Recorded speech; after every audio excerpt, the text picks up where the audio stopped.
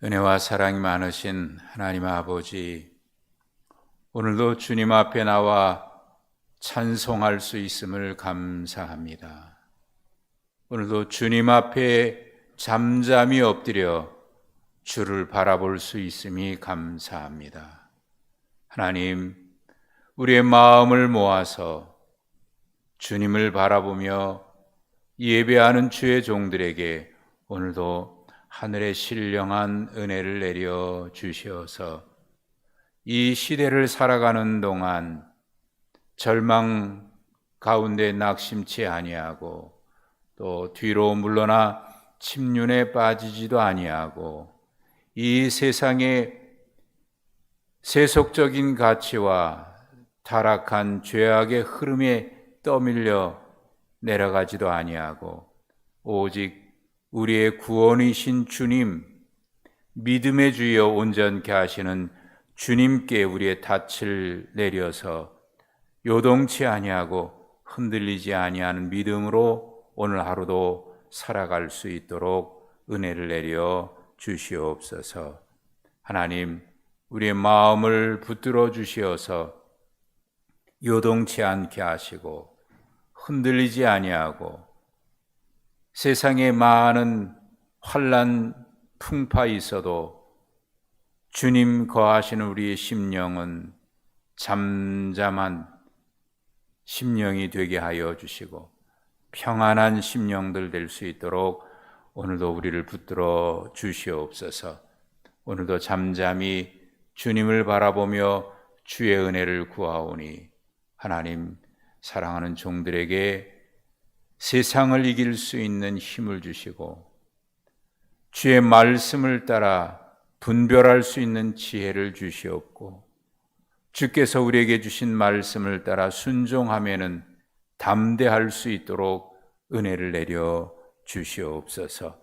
하나님, 오늘도 잠잠히 은혜를 구하는 사랑하는 종들에게 주의 말씀으로 우리를 다스려 주셔서 말씀으로부터 새 힘을 얻게 하시고 사망의 음침한 골짜기를 걸어도 결코 낙심치 아니할 수 있는 참된 믿음으로 살아갈 수 있도록 오늘도 우리의 힘이 되어 주시고 능력이 되어 주시옵소서. 구하는 우리의 모든 기도 주님 기억하여 주시되 구하는 것에 더 넘치도록 주시는 하나님의 은혜로 오늘도 풍성케 하여 주시어서 모든 일에 언제나 합력해서 선을 이루시는 하나님의 은혜를 늘 매 순간순간 경험하는 우리의 삶이 되게 하여 주옵소서. 또한 우리의 삶의 현장에는 매 순간순간마다 하나님의 은혜임을, 하나님의 축복임을 고백할 수 있는 그런 삶의 열매들로 언제나 풍성케 하여 주시옵소서. 오늘도 주의 말씀을 기다려오니 우리의 심령에 들려주시고 우리의 심령에 새겨주시어서 오늘도 그 말씀을 따라 빛으로 생명으로 살게 하옵소서. 예수님의 이름으로 기도하옵나이다. 아멘. 욥기 30장입니다.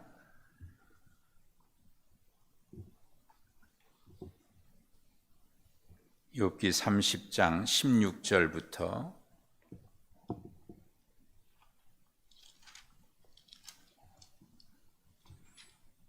31절까지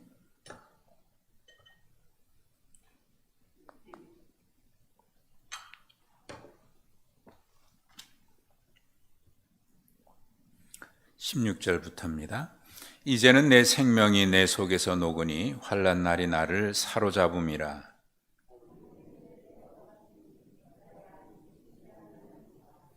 그가 큰 능력으로 나의 옷을 떨쳐버리시며 나의 옷깃처럼 나를 휘어잡으시는구나.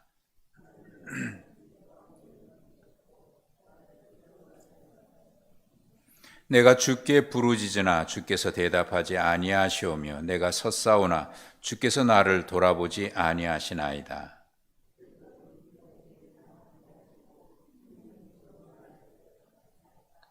나를 바람 위에 들어 불려가게 하시며 무서운 힘으로 나를 던져 버리시나이다.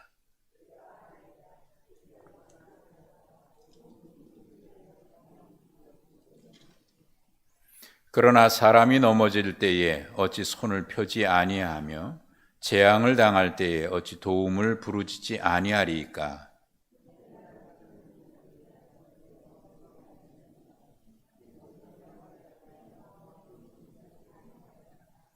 내가 복을 바랐더니 화가 왔고 광명을 기다렸더니 흑암이 왔구나.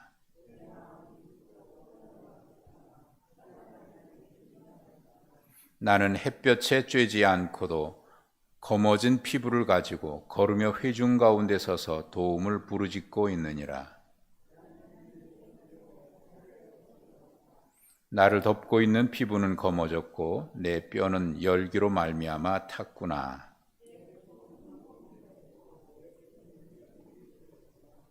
아멘.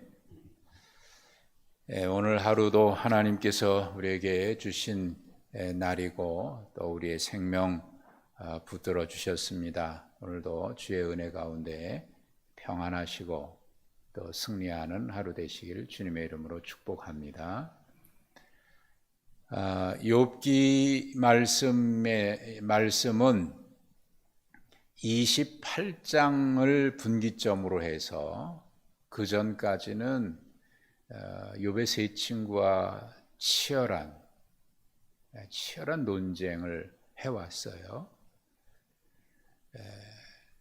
치고받는 마치 난투극처럼 말이죠. 힘으로가 아니라 말로죠. 말로. 주먹질은 안 했지만 말로 치열한 공방을 했습니다. 사실 처음에는 위로하러 왔던 사람들인데 나중에는 위로는 없고 점점 마치 구석으로 몰아놓고 말해라. 말하면 살려줄 텐데 왜 그러고 있냐 이렇게 막 취조하듯이 그렇게 말로 다 공격을 해왔습니다. 사실 말로 인한 상처가 더 크잖아요. 어디 다치고 부서지고 깨진 곳은 시간이 지나면 아물지만 말로 인한 상처는 평생 지워지지 않습니다. 그래서 지금 욥에게 처음에는 위로하러 왔다가 이제는 뭐 그런 목적도 없이 그저 공격해대고 또 욥도 그에 대해서 반박하고 그러다가 28장에 가면은 28장에는 지혜가 과연 어디서 오는가?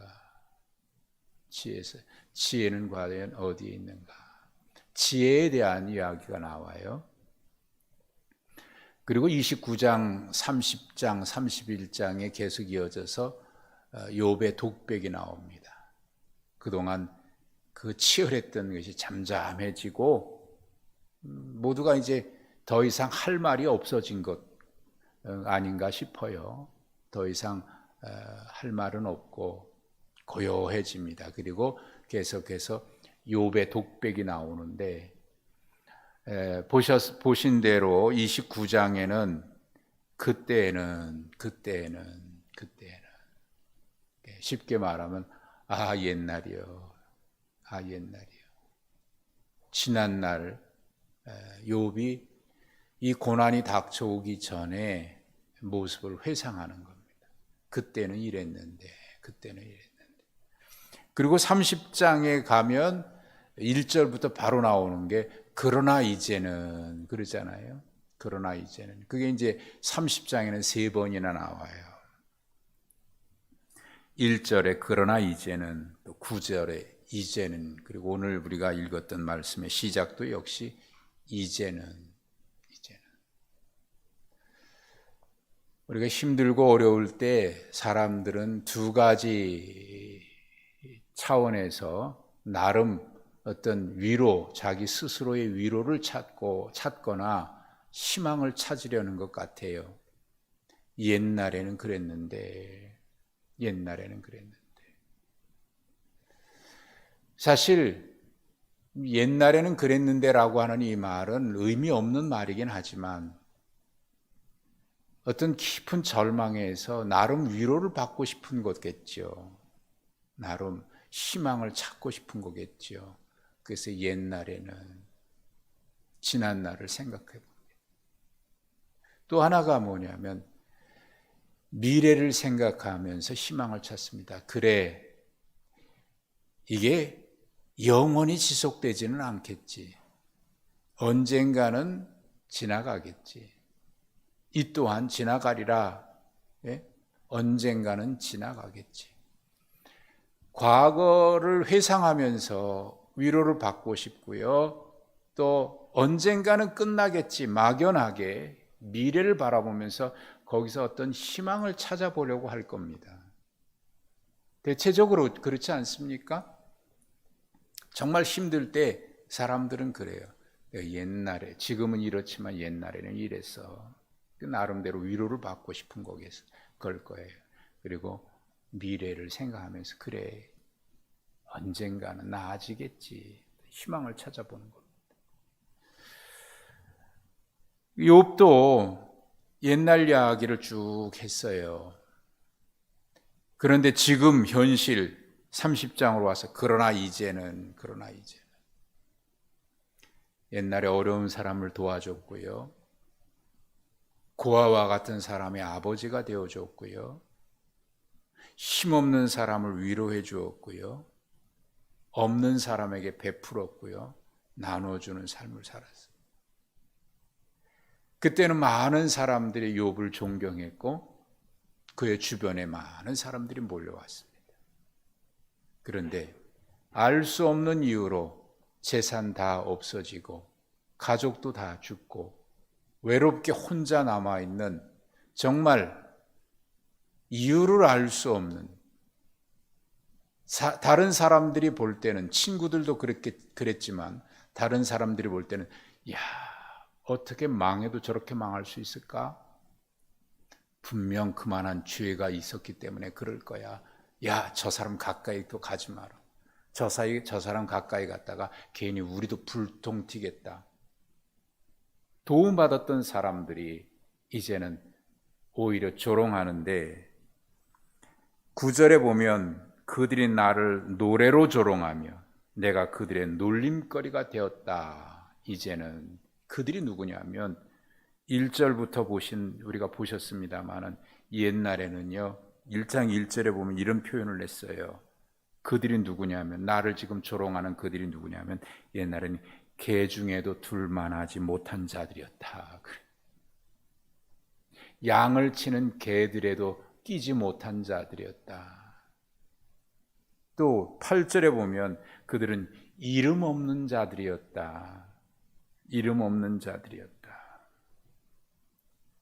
5절에 보면은 무리가 그들에게 소리를 지르니까 도둑같이 사람들 가운데서 쫓겨났다. 사람들 축에도 끼지 못하는 사람들이었어요.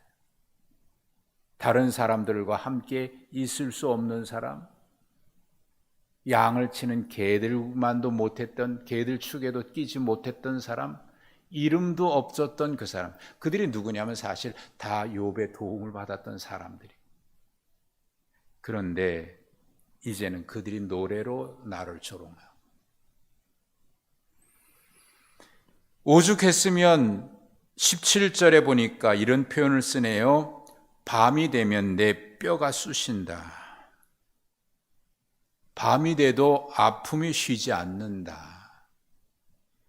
여러분, 그래도 아무리 힘들어도 잠은 자야 그래도 그 순간만이라도 쉴 수 있는 것이고 아무리 힘들어도 잠은 자야 회복할 수 있는 거 아니겠습니까? 그 순간만이라도 잊어버릴 수 있는 거 아니겠어요? 그런데 밤에도 뼈가 쑤시고 아픔이 쉬질 않아요. 이게 어떻게 된 걸까? 그것보다 육신의 고통보다 더 깊은 고통이 있는데 그게 영적인 고립감이거든요.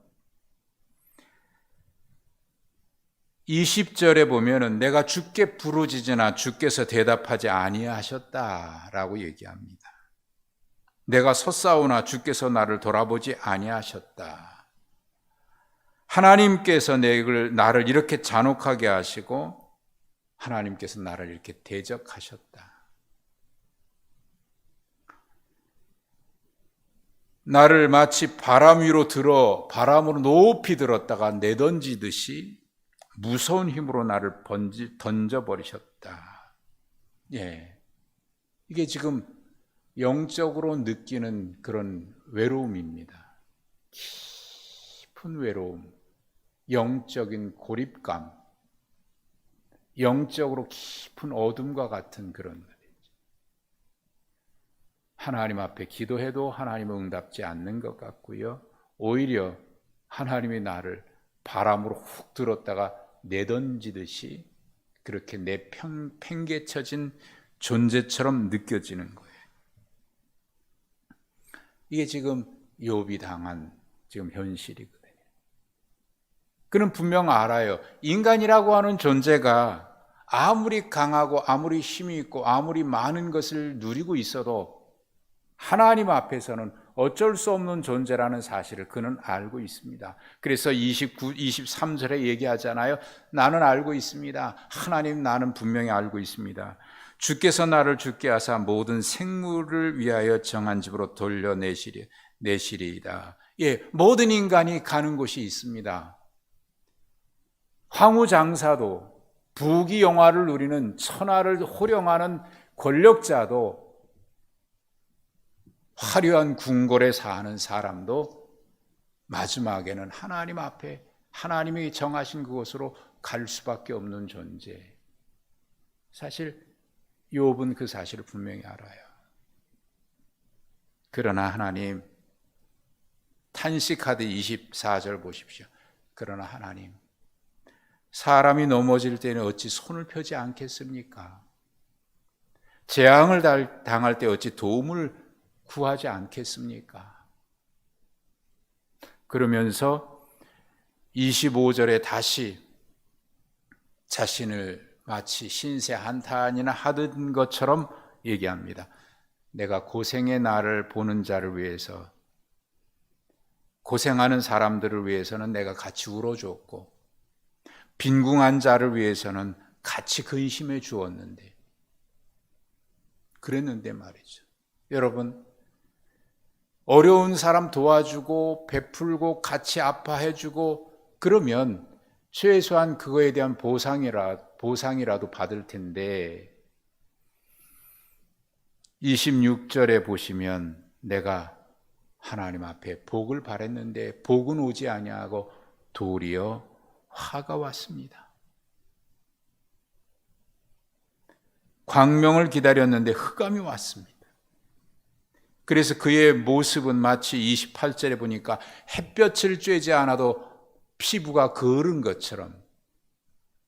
여러분, 햇볕에 타서 얼굴이 거르면, 피부가 거르면 그건 건강해 보이잖아요.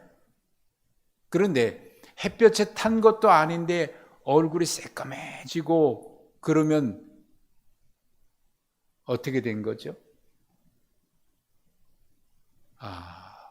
저 사람 왜 이렇게 얼굴이 까맣지? 그럴 때는 이게 큰 병에 걸린 거거든. 저 사람 무슨 병이 왔구나.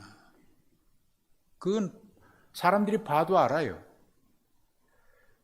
지금 욥이 그렇게 얘기하고 있어요. 햇볕을 쬐지 않았는데도 내 피부가 이렇게 검어졌다. 응? 30절에 나를 덮고 있는 피부는 검어졌다. 피부뿐만 아니라 뼈까지도 탔대요. 뭐로요?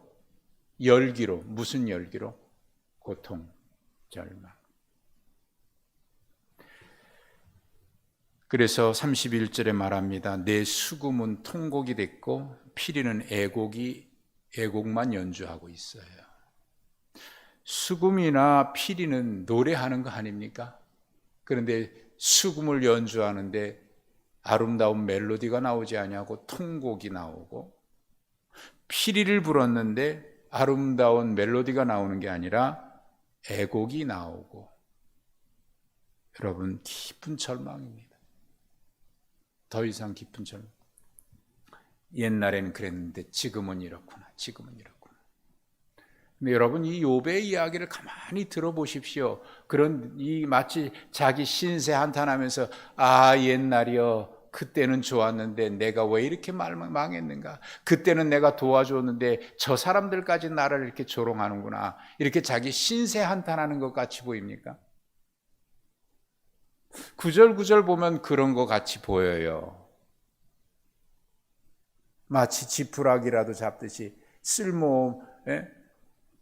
그냥 신세 한탄하듯이 그렇게 절망 가운데 넋두리 하는 것처럼 보입니다. 그런데 그가 아까도 우리가 보셨습니다만 23절에 내가 안다 그러면서 그러나 하나님 앞에 내가 사람이 그러면 도움을 구하지 않겠습니까?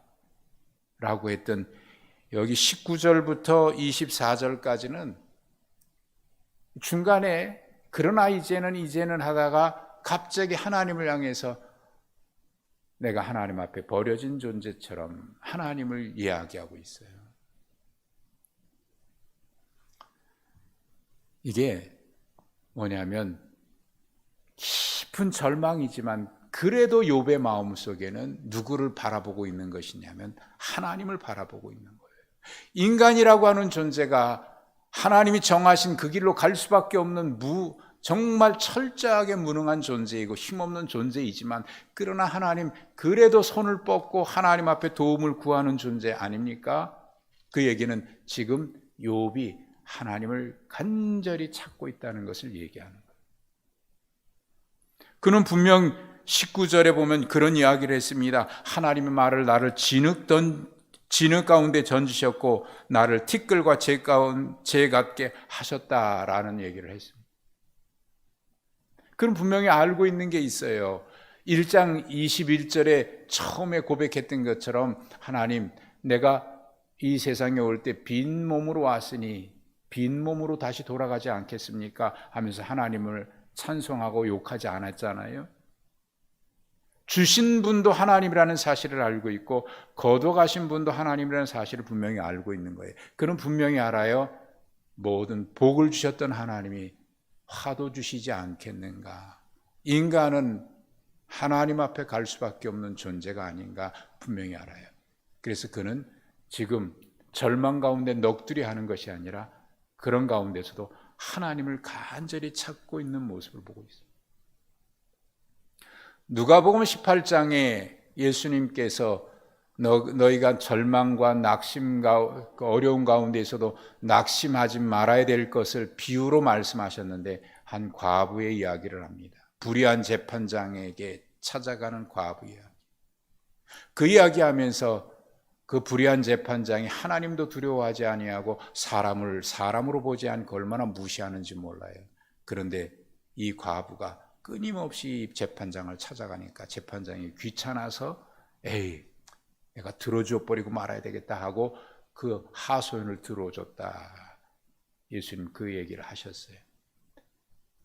그 이야기의 끝은 뭐냐면 하나님 앞에 그렇게 끈질기게 귀찮게 하듯이 물고 늘어져라 그 얘기하는 게 아닙니다. 하나님 멸시하고 무시하고 사람 무시하는 그 불의한 재판장도 그 과부의 소원을 들어주었거든 하물며 하나님께서 밤낮 부르짖는 자의 기도를 들어주시지 아니하겠느냐. 그러므로 낙심하지 말고 그러므로 포기하지 말고 끝까지 주님을 바라보라는 얘기거든요. 끝까지 믿음으로 살아가라는 얘기. 그 얘기 끝에 주님 하신 얘기 끝까지 인내하는 자가 구원을 받는데 끝까지 견디는 자가 구원을 받는데 그런데 인자가 세상에 올 때에 그런 사람을 볼 수 있겠는가? 믿는 자를 보겠느냐? 여러분 믿음이라고 하는 것은 눈앞에 보이는 것이 이루어지는 것이 눈앞에 보이기 때문에 그렇구나 그래서 믿는 것이 아니라 비록 우리 믿음의 육신의 눈에는 보이지 않으나 그 가운데서도 하나님을 바라볼 수 있는 게 믿음이고, 그래서 하나님 앞에 끝까지 믿음의 자리를 지키는 것이 믿음입니다. 믿음은 끝까지 자기 자리에서 하나님을 바라보는 것입니다. 그래서 포기하지 아니하고 믿음의 길을 걸어가는 것이요, 말씀을 따라 걸어가는 것입니다. 그게 믿음. 내 눈앞에는 당장 저 앞에 문이 막혀 있는 것처럼 보입니다. 그래서 많은 사람들은 얘기해요. 저 봐라, 문 닫혀 있잖아. 포기할 수 있습니다. 문이 열려 있으면 내가 가지. 그런데 믿음은 뭡니까? 닫혀 있는 것 같으나 묵묵히 그 앞에까지 가보는 것입니다. 포기하지 아니하고 믿음의 길을 걸어가는 거예요. 순종의 길을 걸어가는 거예요. 거기까지 가는 거예요. 가보니까 하나님께서 그 옆에 문을 내놓으셨더라. 그게 믿음입니다.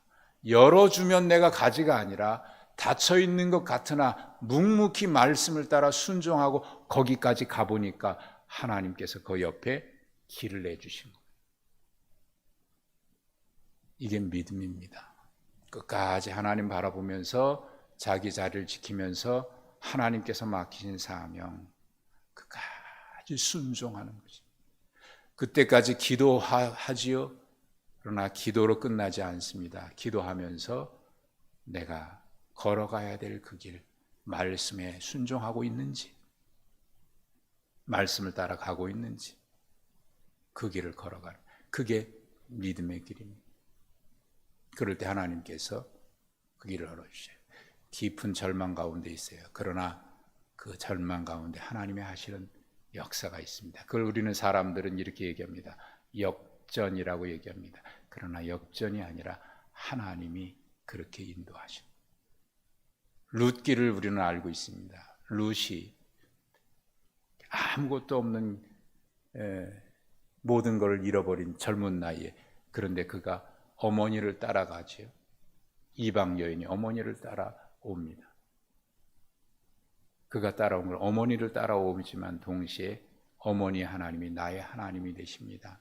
믿음으로 와요. 그리고 그는 이방, 자기 입장에서 보면 이방 땅 아닙니까? 도리어 이방 땅에 와서 거기서 묵묵히 추수할 때 남은 이삭 줍고, 그러다가 하나님께서 그에게 대를 이을 수 있는 길을 열어주셔서 그에게 구원자를 주시고, 욥이 성경에서 예수님의 족보 가운데 들어가는 다윗의 조상이 되고 족보 가운데 들어가는 그런, 하나님이 그를 그렇게 쓰시지 않습니까? 바로 하나님이 쓰시는 사람들은 우리가 기대하는 것은 바로 그겁니다. 하나님이 하시는 일입니다. 그때까지 우리가 믿음으로 자기 자리 지키면서 맡기신 일에 순종하면서 그 길을 걸어갈 때 막혔던 것 같으나 가보니까 하나님이 열어주신 길이 있습니다. 그때까지 믿음의 자리를 지켜가는 것입니다. 욥은 욥기를 쭉 보다 보니까요, 그의 시선이 처음에 하나님을 바라봤던 분명한 믿음의 사람이 절망 가운데 사람들과 분쟁하고 토론하다가 시선이 흐트러졌다가 다시 하나님께로 그의 시선이 교정되는 걸 볼 수 있어요. 점점 하나님을 바라봅니다. 마지막에 하나님을 보잖아요. 믿음은 바로 그것입니다. 믿음은 시선의 싸움이다. 제가 한제 말씀드린 적이 있는데, 어떤 상황에서도 주님을 바라보는 것이 믿음입니다. 오늘도 주님을 바라보면서 우리의 맡기신 삶의 현장에서 믿음으로 살아가는 복된 날 되시길 주님의 이름으로 축복합니다. 하나님 아버지 감사합니다. 오늘도 주님을 바라보나이다. 오늘도 주님을 의지하나이다. 오늘도 주님을 신뢰하나이다. 하나님, 오늘도 인도하시는 길을 따라 순종의 길 걷게 하옵소서. 예수님의 이름으로 기도하옵나이다. 아멘.